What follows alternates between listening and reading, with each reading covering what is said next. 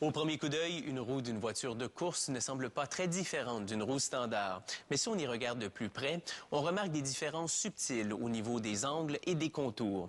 Elle doit en effet être assez robuste pour bien prendre les virages et pour négocier les forces extrêmes engendrées par la haute vitesse. C'est le pilote qui va récolter le trophée et le crédit, mais sans roue appropriée, sa victoire serait impossible. La fabrication de ces roues spéciales commence avec de l'acier faiblement allié à haute résistance mécanique, un matériau très stable. La première d'une série de presses de découpage imprime un profil concave au disque solidaire de la jante, le voile, et esquisse des trous pour les boulons. La presse suivante perce un trou pour le moyeu et des ouvertures qui permettront de refroidir les freins tout en maintenant la robustesse aux endroits nécessaires. Les ouvertures du disque sont ensuite frappées. Ce procédé permet d'en améliorer l'aspect tout en comprimant l'acier afin de renforcer encore davantage la pièce.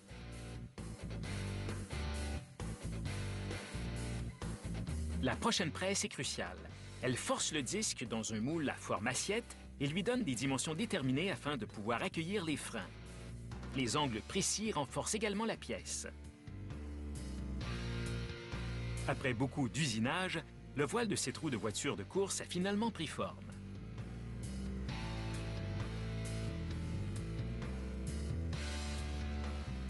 Une plus petite presse poinçonne maintenant les trous pour les boulons esquissés plus tôt. Ces trous permettront de monter la roue sur le véhicule.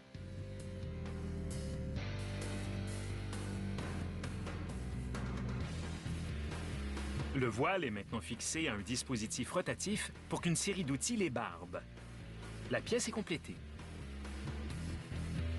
Pour fabriquer la jante, une machine déroule une bobine d'acier et des rouleaux font disparaître la courbure.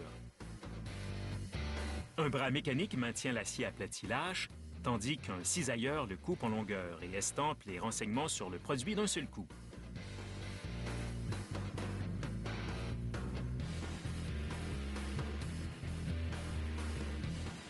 Un machiniste passe maintenant l'acier entre 3 rouleaux afin de former un anneau. Il place celui-ci entre les mâchoires d'une machine à souder qui fusionne les deux extrémités.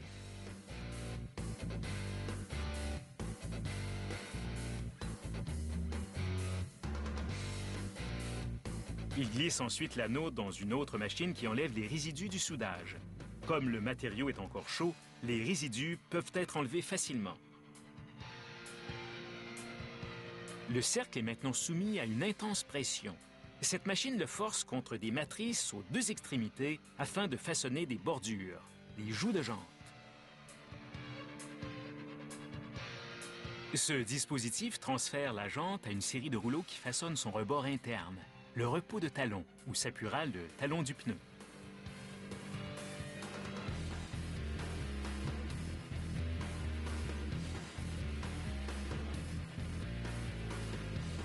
La jante est ébavurée pour que son rebord soit lisse et la pièce est complétée. Le voile est placé lâchement dans la jante et tandis que celle-ci tourne, l'extérieur est chauffé au chalumeau. Ce procédé provoque l'expansion de l'acier et le voile s'encastre dans la jante.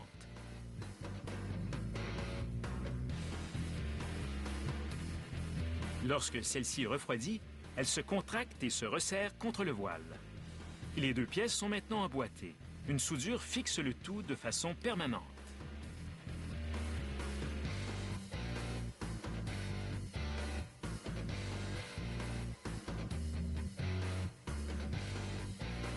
Un ouvrier perce des trous filetés dans la roue pour fixer les corps de valve. En ressortant, la perceuse tourne en sens contraire afin de ne pas abîmer le filetage.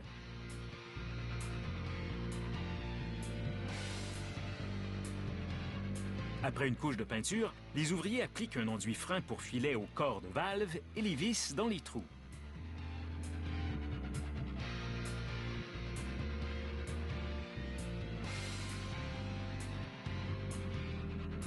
Tandis que la roue tourne, un petit rouleau lui applique une bande de peinture pour l'esthétique. Ensuite, une presse imprime un numéro en relief qui permettra d'identifier la roue en cas de problème. Et voilà, cette roue est prête à filer vers le fil d'arrivée.